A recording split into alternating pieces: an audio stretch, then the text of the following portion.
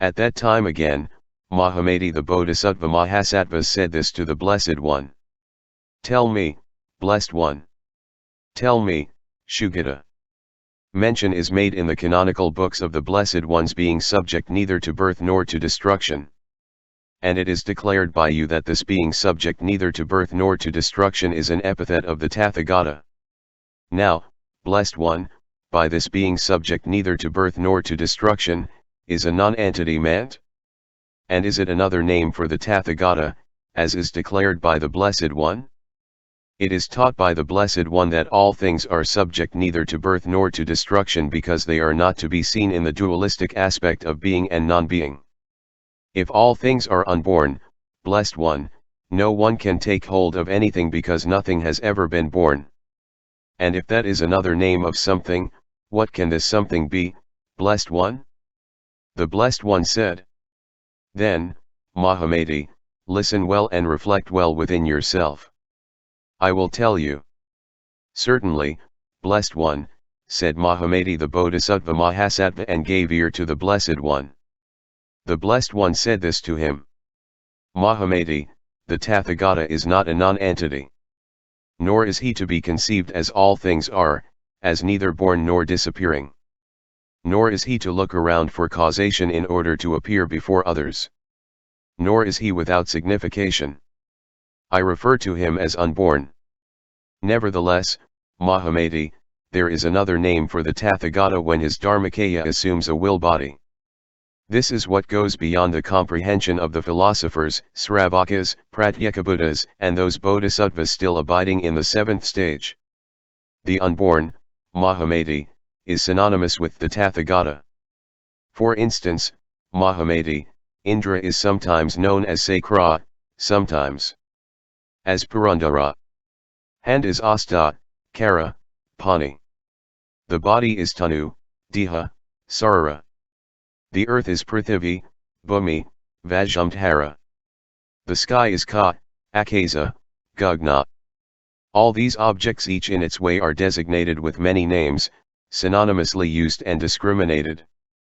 But on account of these different names different objects are not to be imagined, nor are they without their self-nature. The same, Mahamati, can be said of myself.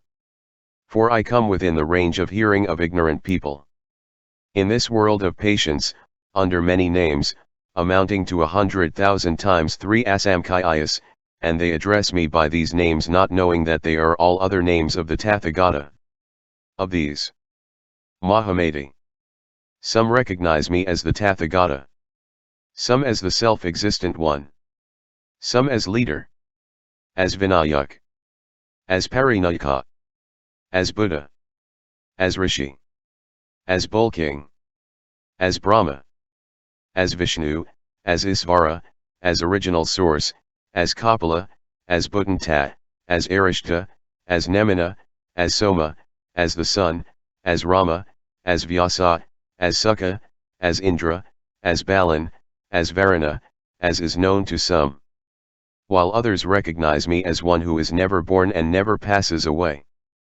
As emptiness, as suchness, as truth, as reality, as limit of reality, as the Dharmadhatu, as nirvana, as the eternal, as sameness, as non-duality, as the undying, as the formless, as causation, as the doctrine of Buddha cause, as emancipation, as the truth of the path, as the all-knower, as the victor, as the will-made mind. Mahamati. Thus in full possession of 100,000 times 3 asamkhayas of appellations. Neither more nor less, in this world and in other worlds, I am known to the peoples, like the moon in water which is neither in it nor out of it. But this is not understood by the ignorant who have fallen into the dualistic conception of continuity. 1 Though they honor, praise, esteem, and revere me, they do not understand well the meaning of words and definitions. They do not distinguish ideas. They do not have their own truth.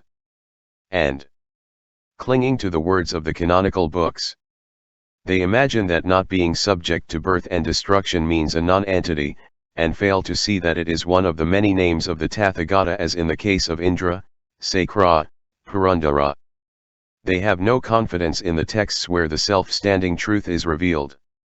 Since in their study of all things they follow mere words as expressed in the texts, trying thereby to gain into the meaning. Thus, Mahamati, these deluded ones would declare that as words are so is meaning, that meaning is not otherwise than words. For what reason? Because meaning has no body of its own and cannot be different from words. That the unintelligent declare words to be identical with meaning, is due to their ignorance as to the self-nature of words. They do not know, Mahamati, that words are subject to birth and death whereas meaning is not.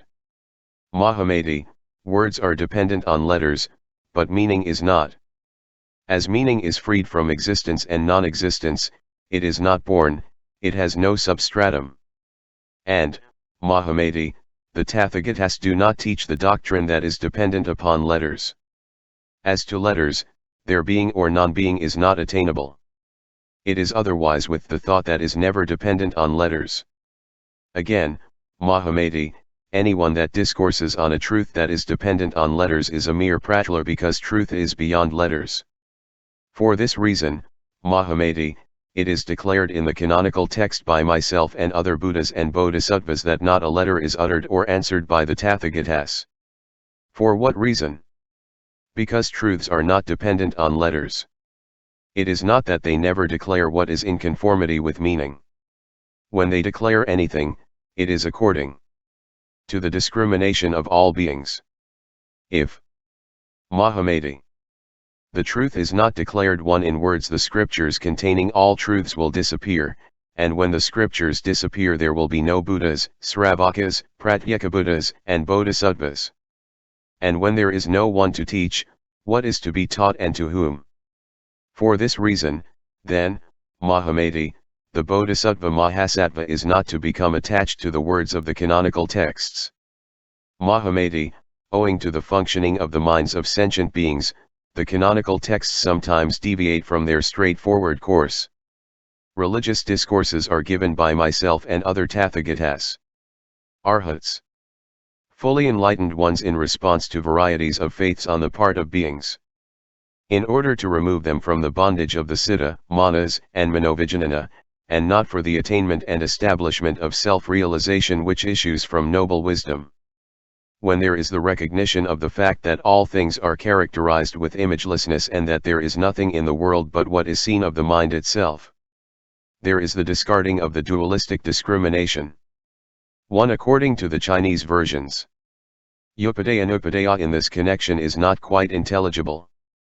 Therefore, Mahamati, let the Bodhisattva-Mahasattva be in conformity with the meaning, and not with the letter. Mahamati, a son or a daughter of a good family who conforms himself or herself to the letter will ruin his or her understanding of ultimate reality and will cause others to fail to recognize the truth. Continuing to cherish wrong views, one's own assertion is confounded by the philosophers who do not understand well what characterizes all the stages of the Dharma, and who have no adequate knowledge as to the interpretation of words. If they well understand what characterizes all the stages of the Dharma and are adequately equipped with the interpretation of words and expressions, and have a good understanding of the meaning and reason of all things, they will properly enjoy by themselves the bliss of formlessness while others are properly established in the Mahayana.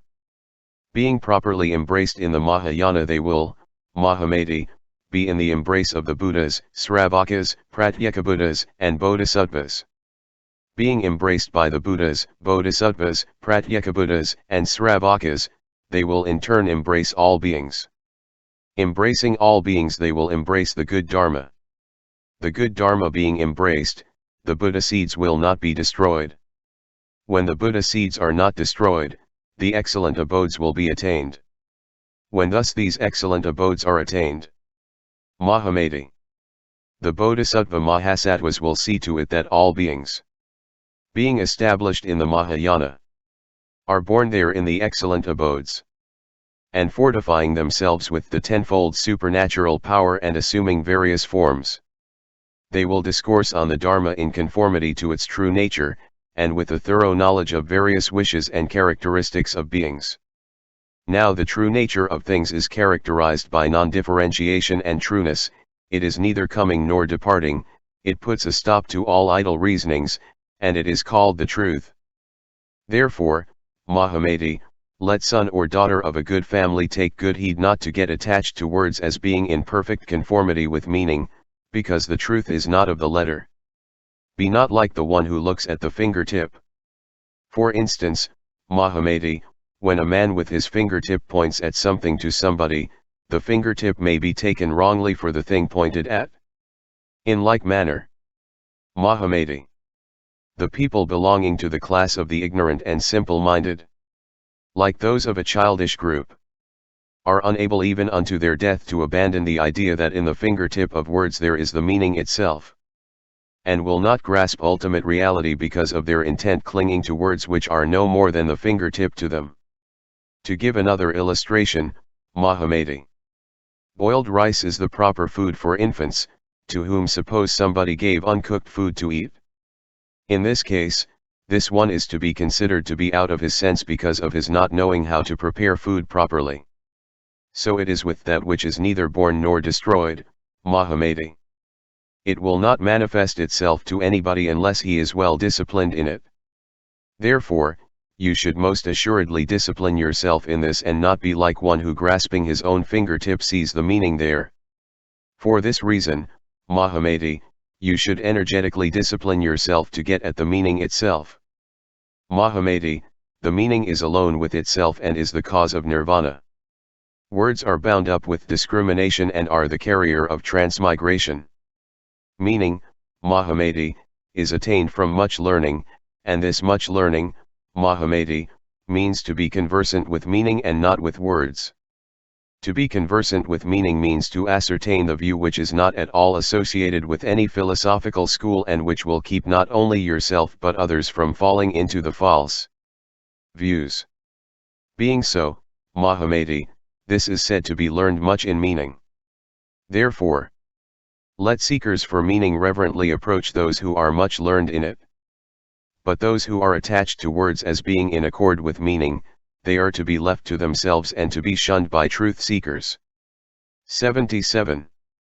Further, Mahamati, to whom the Buddha's spiritual powers were added, said, there is nothing specially distinguishable in the Buddha's teaching of no birth and no annihilation.